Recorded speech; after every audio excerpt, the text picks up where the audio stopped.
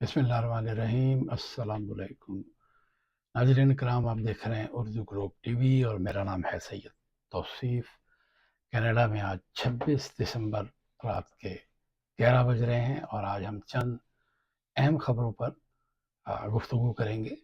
سب سے پہلے ہم بات کریں گے کل جو برطانیہ میں بریڈ فورڈ میں ہوا، اس میں پی ٹی آئی کے کچھ لوگوں نے ایک ریلی نکالی، ایک جلسہ کیا، اور اس میں مختلف لوگوں نے مختلف تقاریر کی، لیکن اس میں ایک خاتون نے 2 جملے کہے، اور وہ 2 جملے بھی بڑی بے دلی سے، اور کوئی اس کی اہمیت نہیں تھی، اور انہوں نے یہ کہا کہ جی ماضی میں ایک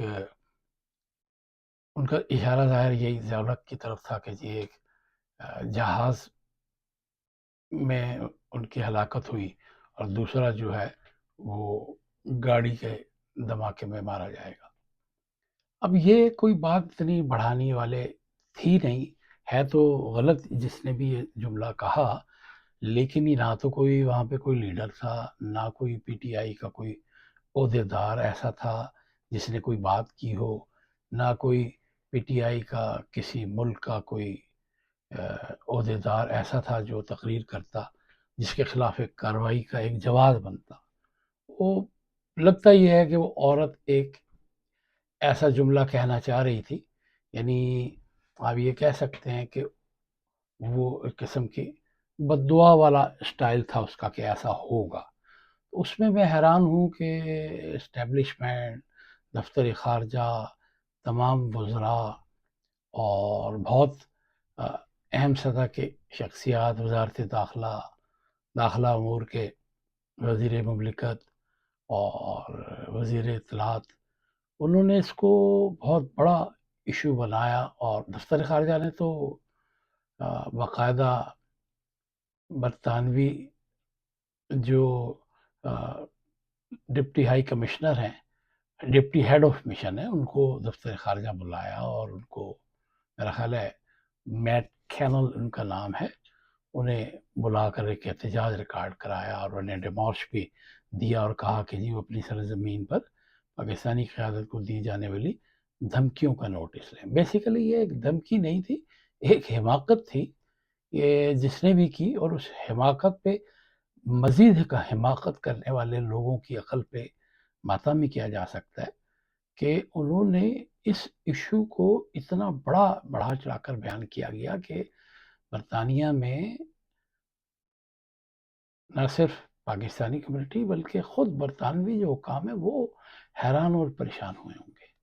پاکستان کی حکومت نے برطانوی حکام کو جو خط لکھا ہے بریڈ فورڈ کے واقعے کے حساب سے، شرانگیز بیانات، یہ ایک بیوقوفانہ اور جاہلانہ بیان تو ہو سکتا ہے، اسے ہم دھمکی نہیں کہہ سکتے۔ اور احتجاج کے دوران ہمارے جو وزیر داخلہ ہیں، وزیر مملکت برائے داخلہ طلال چودھری، انہوں نے کہا ہے کہ جی ہم نے حکام سے کہا ہے کہ جی مسلح افواج کے سربراہ کو دھمکانے کے واقعے پر ایکشن لیا جائے۔ اس میں کوئی دھمکانے والی بات تھی نہیں، یہ اس میں حکومت نے اپنی پوزیشن خود خراب کی ہے۔ اگرچہ ہم اس واقعے کو کنڈیم کرتے ہیں، ایسا نہیں ہونا چاہیے، لیکن اپنے الفاظ، ظاہر ہے وہ لفظوں کا چناؤ تو وہ لوگ استعمال کرتے ہیں جن کی تربیت ہوتی ہے، سیاسی تربیت ہوتی ہے، جو پڑھے لکھے ہوتے ہیں۔ خاتون بھی مجھے کوئی زیادہ پڑھی لکھی نہیں نظر آتی، گفتگو سے بھی، آواز سے بھی، اور کوئی وہ تقریر نہیں تھی۔ وہ میرا خیال ہے کہ 1-2 جملے انہوں نے کہے ہوں گے، کسی نے ریکارڈ کر کے اس کو سوشل میڈیا پہ چڑھا دیا، اور اس سے لوگ پھر یہ نتیجہ اخذ کر رہے ہیں کہ شاید وہ انہیں دھمکی دی گئی ہے۔ دوسری بات ہم یہ کرنا چاہ رہے تھے کہ صوبہ خیبر کے جو وزیر اعلیٰ ہیں وہ لاہور گئے تھے، ان کو ان کے ساتھ جو کچھ کیا گیا وہ بھی قابل مذمت ہے۔ انہوں نے بھی وہاں پر کچھ صحافیوں کے سوالوں کے جواب بڑے تیش میں دیے، ایسا انہیں نہیں کرنا چاہیے تھا، کیونکہ کسی بھی، چاہے کوئی کسی کی لائن اختیار کر کے آپ کو اس کی سطح پر نہیں جانا چاہیے، آپ کو اپنے حساب سے جواب دینا چاہیے۔ میں حیران ہوں کہ صوبائی جو وزیر اطلاعات ہیں انہوں نے کیسے کیسے القابات استعمال کیے ہیں کہ منشیات فروش اور جنگلی کے لفظ استعمال کیے ہیں۔ کیا اس طرح کے الفاظ پڑھے لکھے لوگ استعمال کر سکتے ہیں؟ کیا کوئی بھی پارٹی، کیونکہ ہم اپنے اس پلیٹ فارم سے ہر وہ بات جو ہم سمجھتے ہیں کہ غیر مناسب ہے، غیر اخلاقی ہے، تہذیب کے خلاف ہے اور روایات کے بھی خلاف ہے، اور آپ اپنے تہذیب یافتہ پڑھے لکھے ہونے کا ثبوت نہیں دیتے تو اس طرح کی گفتگو کرتے ہیں۔ ایسی گفتگو انہیں ہرگز نہیں کرنی چاہیے تھی، اور ان کو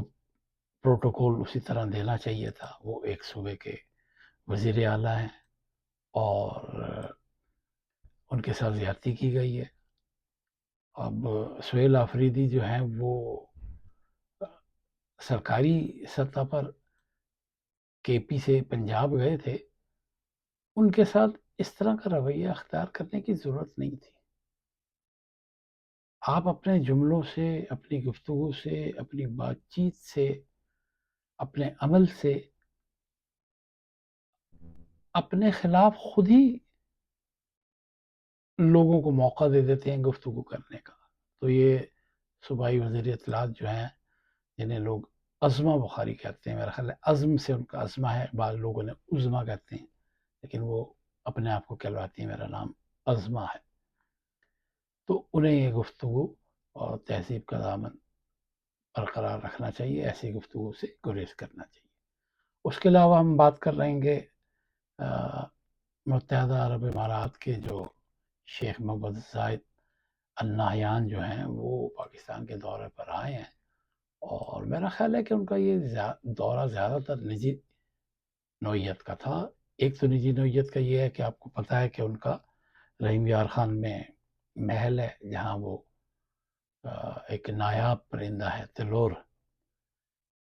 اس کے شکار کے لیے آتے ہیں، ان کی سیکورٹی ٹیم ان کے ساتھ آتی ہے اور پورا ساز و سامان لے کر آتے ہیں وہ، اور ان کے ورکر وہاں پر موجود ہوتے ہیں۔ اب پاکستانی حکومت نے ان کو پروٹوکول تو دیا ہے، ظاہر ہے بہت اچھا، کیونکہ متحدہ عرب امارات ہمارا قریبی دوست بھی ہے اور پاکستان کے مالی مسائل اور معاشی مشکلات میں یو اے ای نے ہمارا بڑا ساتھ دیا ہے،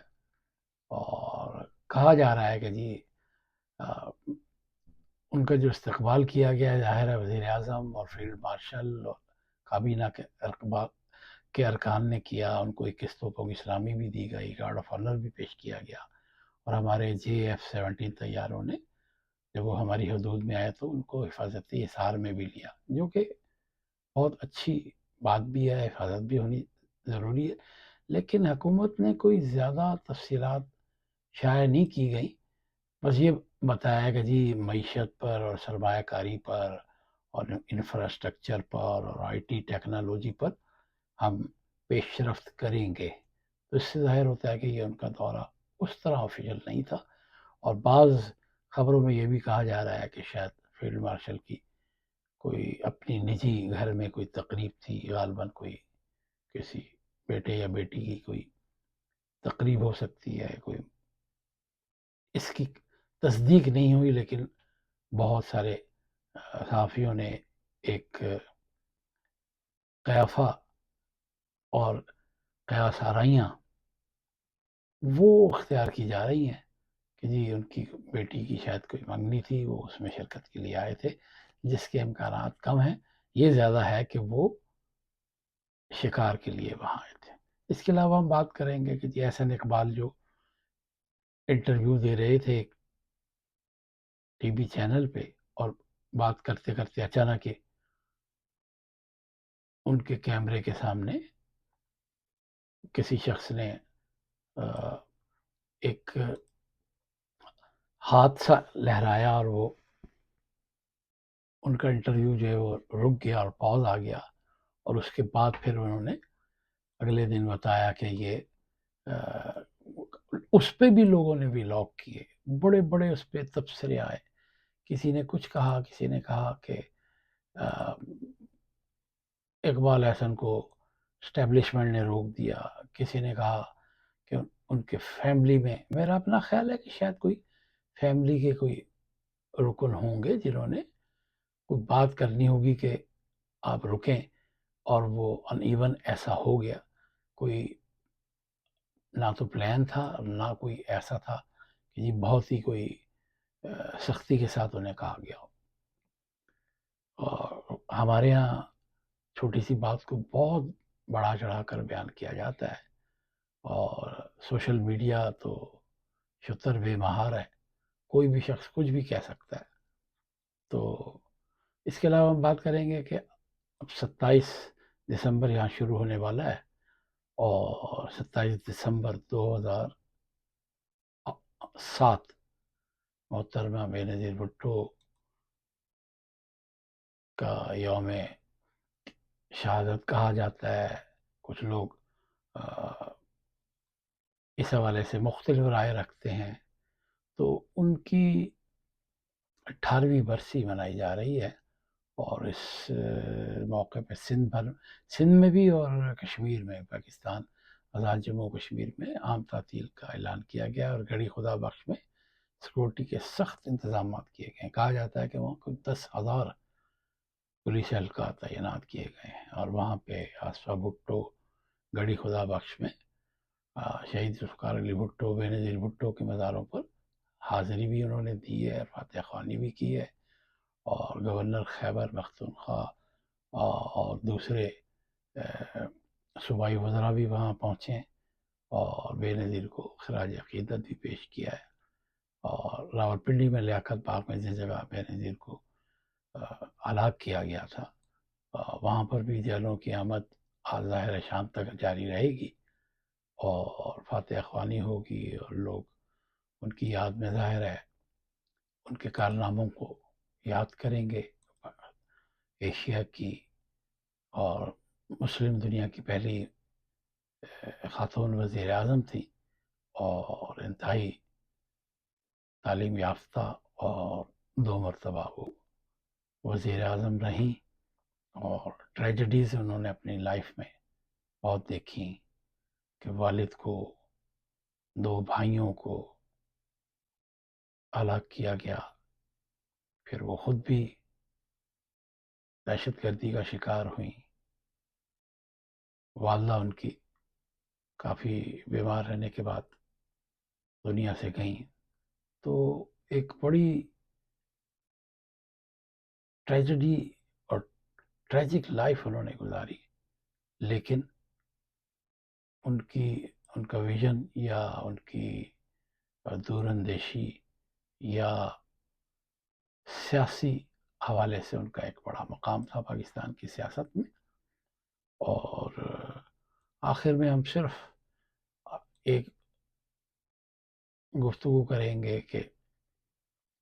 ہم نے کل بھی اس سے پہلے بات کی تھی کہ